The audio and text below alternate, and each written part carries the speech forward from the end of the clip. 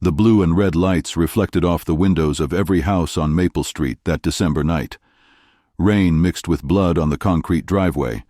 Inside the small Florida ranch house, detectives found Michael Thompson sitting on his kitchen floor, his hands covered in red, staring at nothing. 3 hours earlier, he thought he was about to become a father. Now his wife of 2 years lay dead in their bedroom, and the secret she had kept hidden was about to destroy both their lives forever.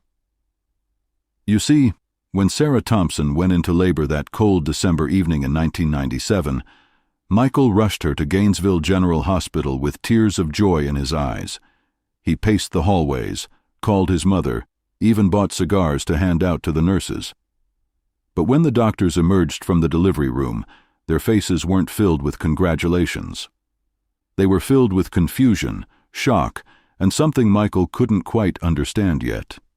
The woman he married, the woman he planned to grow old with, the woman carrying what he believed was his child, had been hiding something that would shatter everything he thought he knew about love, trust, and identity.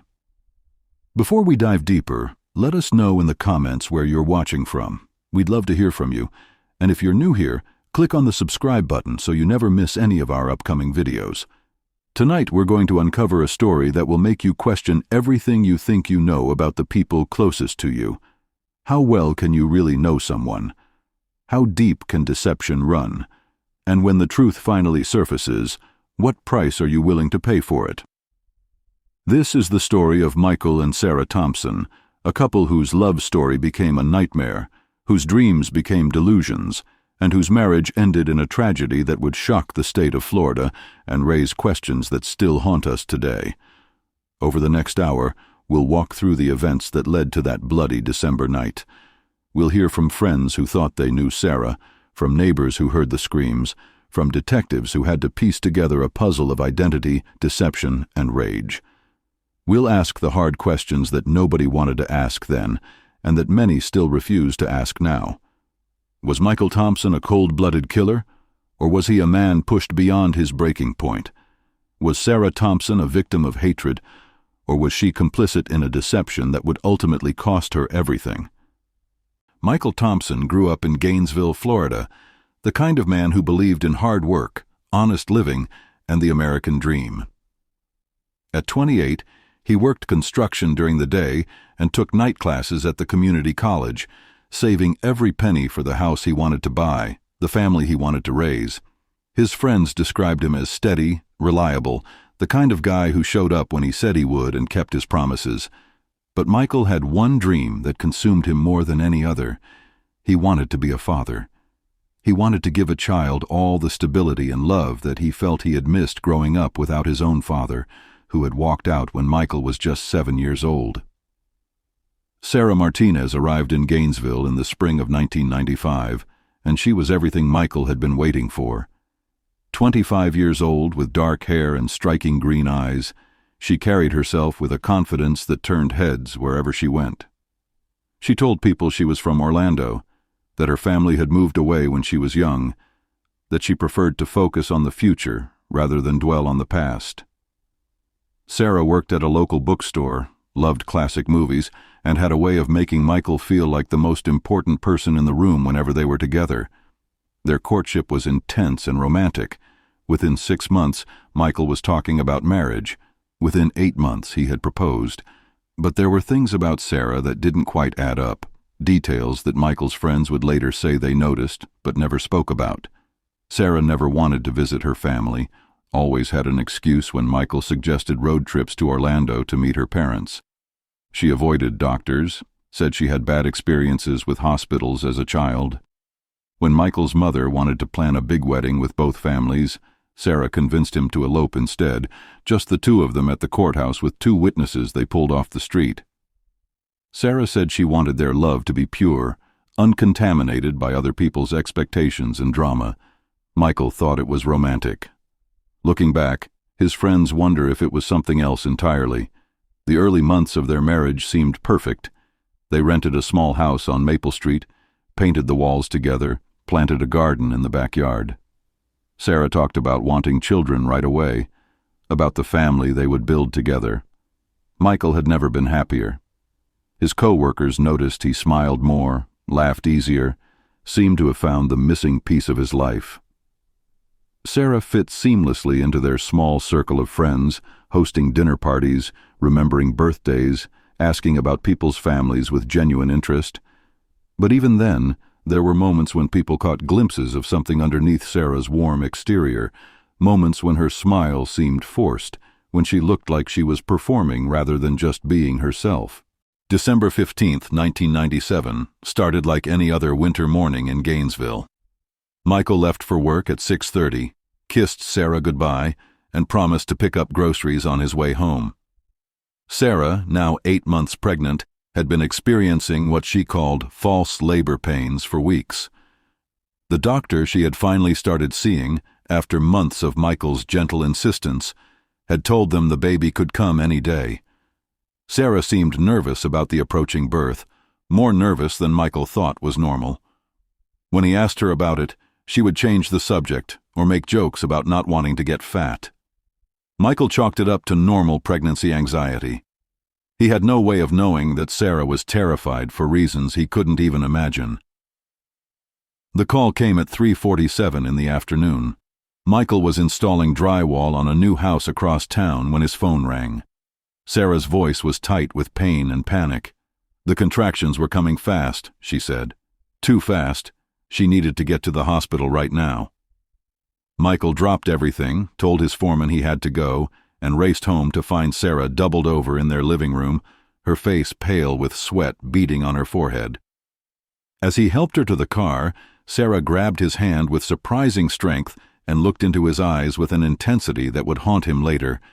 She told him she loved him more than anything in the world, that he had given her the happiest 2 years of her life, that no matter what happened, she wanted him to remember that she never meant to hurt him. At the time, Michael thought she was just scared about giving birth. He squeezed her hand, told her everything would be fine, that they would be holding their baby before midnight. As he drove through the busy Gainesville traffic, running red lights and honking at slow cars, Sarah sat in the passenger seat with her eyes closed, whispering something under her breath that sounded like a prayer. Michael couldn't hear the words, but later he would wonder if Sarah was praying for forgiveness, for strength, or for a miracle that could somehow change what she knew was about to happen. They arrived at Gainesville General Hospital at 4:23 p.m. Michael left the car running in the emergency lane and helped Sarah into a wheelchair. The nurses took one look at her condition and rushed her straight to the delivery room. Michael filled out paperwork with shaking hands, called his mother, called Sarah's workplace to let them know she wouldn't be coming in for a while. He bought those cigars from the hospital gift shop, already imagining himself handing them out to everyone he knew. He paced the waiting room, checked his watch every few minutes, and tried to picture what his child would look like. Would the baby have Sarah's eyes, his stubborn chin? He had never felt more excited or more terrified in his life. Then came the sound that would change everything. It started as confused voices from behind the delivery room doors, then louder discussion, then what sounded like an argument. Michael pressed his ear to the door but couldn't make out words, only tones of voice that didn't sound like celebration. A nurse came out and asked him to wait in the family consultation room. She wouldn't look him in the eye when she said it. Michael asked what was wrong, if Sarah was okay, if the baby was okay. The nurse just repeated that the doctor would be with him shortly and practically pushed him into the small, windowless room with its uncomfortable chairs and box of tissues on the side table. Dr. Patricia Williams entered the consultation room 43 minutes later. She was a woman in her 50s who had delivered hundreds of babies, seen every complication, handled every emergency. But when she sat down across from Michael that December evening, she looked like she had never faced anything like this before. Michael could see her hands shaking slightly as she opened the file folder she carried. She asked Michael to sit down. She asked him if he was sure he wanted to be alone for this conversation, if there was anyone he wanted to call to come be with him. Michael said he just wanted to know if his wife and baby were okay. Dr. Williams took a deep breath and told him that Sarah was physically fine, that there had been no medical emergency, no complications with the delivery. Then she paused for what felt like an eternity before she said the words that would destroy Michael's world. "Mr. Thompson, your wife is biologically male. She cannot have children. She never could. If you're still with me, drop a comment with, 'I'm still here.' Let's see who's following this incredible case." The silence in that consultation room lasted forever, and no time at all. Michael stared at Dr. Williams, waiting for her to smile, to tell him this was some kind of mistake, some mix-up with the medical records. But her face remained grave, professional, sympathetic. She explained that Sarah had male chromosomes, male anatomy, that what Michael had believed was pregnancy had been an elaborate deception involving padding, hormones, and careful planning. The contractions that brought them to the hospital were psychosomatic, brought on by stress and the weight of maintaining a lie that had grown too big to sustain. Michael's first emotion wasn't anger. It was confusion so complete that it felt like drowning. He asked Dr. Williams to repeat what she had said. He asked if she was certain.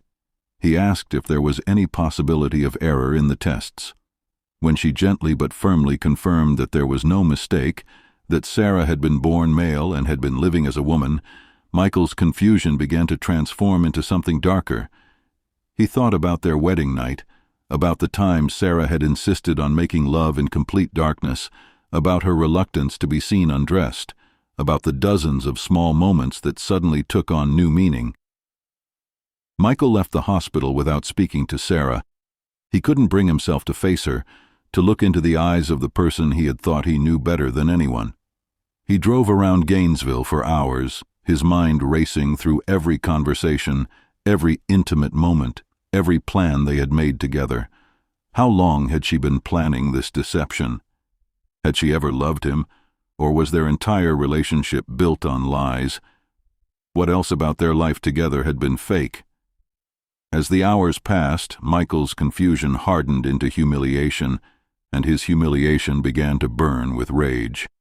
Sarah returned home around 10 o'clock that evening, driven by a hospital social worker who had tried to convince her to stay somewhere else for the night. But Sarah insisted she needed to talk to Michael, needed to explain, needed to try to make him understand. Neighbors later told police they heard shouting from the Thompson house starting around 10:30. At first, it sounded like a normal argument between a married couple. But the voices grew louder, angrier, more desperate. Sarah's voice was pleading, apologetic. Michael's voice was harsh, accusatory, filled with a pain that was audible from across the street. Margaret Chen, who lived next door, was watching television when she heard what sounded like furniture being thrown. Then came a crash that shook the wall between their houses, followed by a scream that made her blood run cold. Mrs. Chen called 911 at 11:47 p.m., reporting what she believed was a domestic violence incident in progress. The dispatcher kept her on the line, asking her to describe what she could hear. For several minutes, there was only silence. Then came the sound of Michael's voice, no longer angry but flat, emotionless, asking the operator to send the police and an ambulance to his address. When the dispatcher asked what had happened, Michael Thompson said simply, "I killed my wife." Police officers arrived at the Thompson house to find Michael sitting on his front porch, his clothes covered in blood, his hands resting calmly on his knees. He offered no resistance when they handcuffed him. He answered their questions with mechanical precision, showing them where Sarah's body lay in their bedroom, explaining that he had beaten her to death with a baseball bat he kept by the bed for protection. When Detective Ray Martinez asked Michael why he had killed his wife, Michael looked at him with empty eyes and said, "She wasn't my wife. I don't know who she was, but she wasn't my wife." The crime scene told a story of explosive violence. Sarah had died from multiple blunt force trauma to the head and chest. The bedroom showed signs of a struggle, but forensic evidence suggested the attack had been swift and overwhelming. Sarah had defensive wounds on her hands and arms, indicating she had tried to protect herself, but she had been no match for Michael's size and rage. Blood spatter analysis indicated that Michael had continued hitting her long after she had stopped moving, long after she could have posed any threat. It was, in the words of the lead detective, Overkill motivated by extreme emotional disturbance. The trial of Michael Thompson began 8 months later, in August 1998, and it became a media sensation that divided the community and raised questions that nobody felt equipped to answer. Prosecutor Janet Morrison argued that this was a clear case of premeditated murder, that Michael had left the hospital with the intention of killing Sarah, that his rage did not excuse his actions. She painted a picture of a controlling, violent man who had murdered his spouse in cold blood when he discovered something he didn't like about her past. The prosecution brought in experts to testify about domestic violence, about the patterns of abuse that often escalate to murder, about the danger faced by transgender individuals in intimate relationships. Defense attorney Robert Caldwell took a different approach. He argued that Michael Thompson had been the victim of an elaborate fraud, that he had been psychologically damaged by years of deception, that any reasonable person would have been driven to temporary insanity by the discovery of such a fundamental betrayal. Caldwell brought in psychiatrists who testified that Michael had suffered a complete psychological break, that he had acted not from malice, but from a kind of emotional collapse that rendered him temporarily incapable of rational thought. The defense portrayed Michael as a fundamentally decent man who had been pushed beyond human endurance by circumstances no one should have to face. The trial revealed details about Sarah's past that shocked everyone who thought they knew her. Her real name had been Sarah Martinez, and she had been born and raised in Tampa, not Orlando as she had told Michael. Samuel had struggled with gender identity from childhood, had begun living as Sarah while in college, and had undergone hormone therapy but not gender reassignment surgery. She had legally changed her name and had been living as a woman for 6 years before she met Michael. Court records showed that Sarah had previous relationships with men who had never known about her biological sex, that she had become expert at maintaining her female identity through careful grooming, strategic clothing choices, and intimate practices that concealed her anatomy. The prosecution brought forward Dr. Sandra Kim, a psychologist who specialized in gender identity issues, to testify about the challenges faced by transgender individuals. Dr. Kim explained that Sarah had likely lived in constant fear of discovery, that her deception hadn't been motivated by malice, but by a desperate need to be accepted and loved as the woman she knew herself to be. She testified that transgender individuals faced extraordinarily high rates of violence and rejection, that Sarah's fear of telling Michael the truth was based on the very real possibility that he would react with exactly the kind of violence that had ultimately killed her. But the defense countered with testimony from Michael's friends and family, painting a picture of a man whose entire identity had been built around the idea of traditional marriage and fatherhood. His mother testified that Michael had talked about having children since he was a teenager, that becoming a father was the most important goal in his life. His best friend, Danny Rodriguez, told the court that Michael had been planning to propose to Sarah for months because he was so excited about the idea of starting a family with her. The defense argued that Sarah had known exactly how important these things were to Michael, that she had deliberately targeted him because she knew his desire for normalcy would make him easy to deceive. The most devastating testimony came from Michael himself. Taking the witness stand against his lawyer's advice, Michael described the moment in the hospital when he learned the truth about Sarah's identity. His voice was steady but hollow as he recalled the feeling of his entire life crumbling around him, the realization that everything he had believed about love, trust, and intimacy had been built on lies. He testified that he had loved Sarah completely, that he had been planning their future together down to the names of their children and the college funds he wanted to start. When the prosecutor asked him if he regretted killing Sarah, Michael was quiet for a long time before he said, "I regret that she made me into someone who could do that." The jury deliberated for 3 days before returning with a verdict that satisfied no one and haunted everyone. They found Michael Thompson guilty of second-degree murder, concluding that while his actions had been motivated by extreme emotional disturbance, he had still made a conscious choice to take Sarah's life.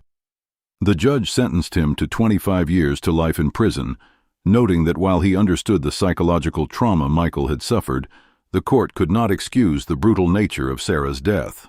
But the most shocking revelation came after the trial was over, when investigators continued to piece together Sarah's past. They discovered that Sarah Martinez had not been her first assumed identity. Before moving to Tampa and becoming Sarah, she had lived in Jacksonville as Rebecca Stevens, and before that, in Miami as Christina Rodriguez. Each identity had lasted 2 to 3 years. Each had ended when someone began to ask too many questions, or when Sarah feared discovery.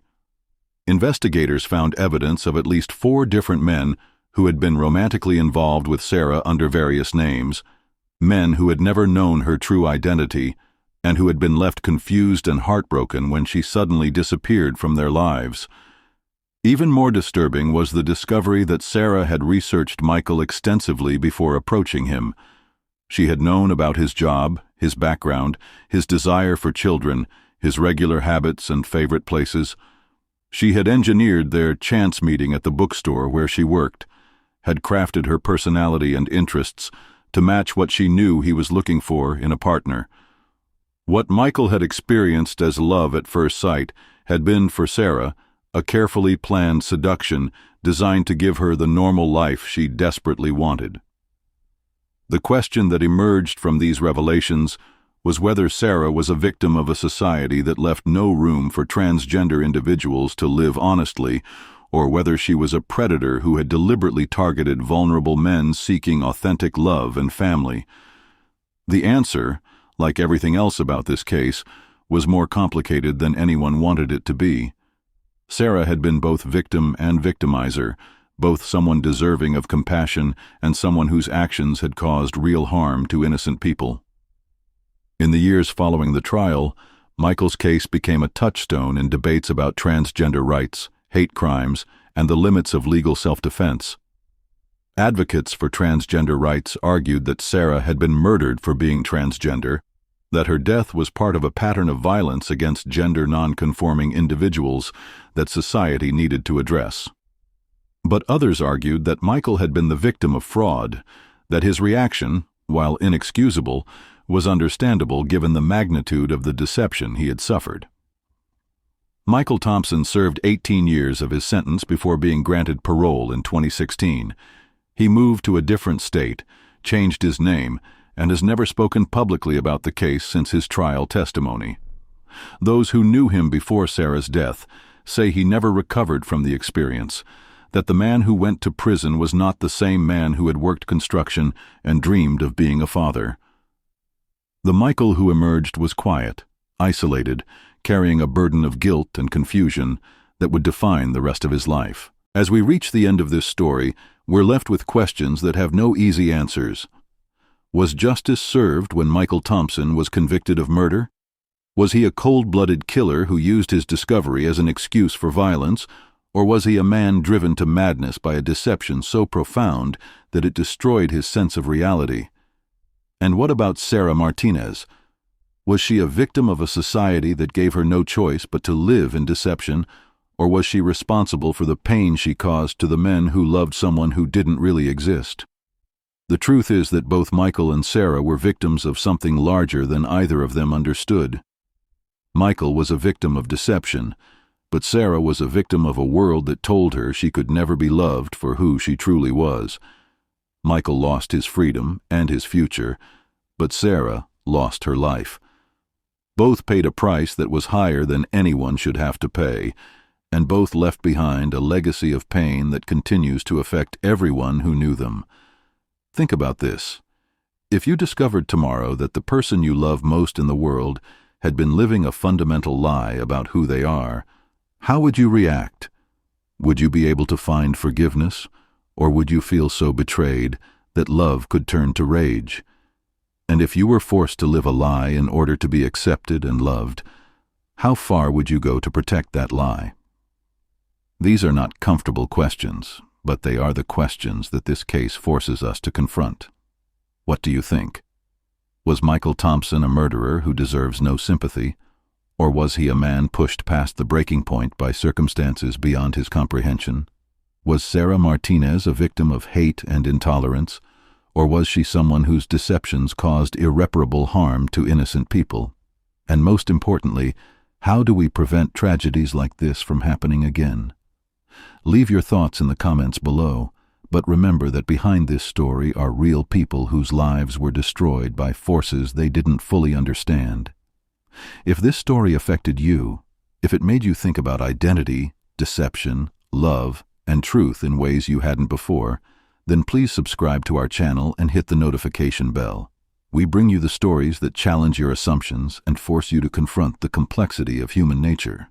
And if you want to see more cases that explore the gray areas between right and wrong, check out our video about the Florida pastor's wife who was caught in an affair that led to murder, or our investigation into the small-town sheriff whose secret life destroyed an entire community. These are the stories that remind us that the line between victim and perpetrator is often thinner than we want to believe.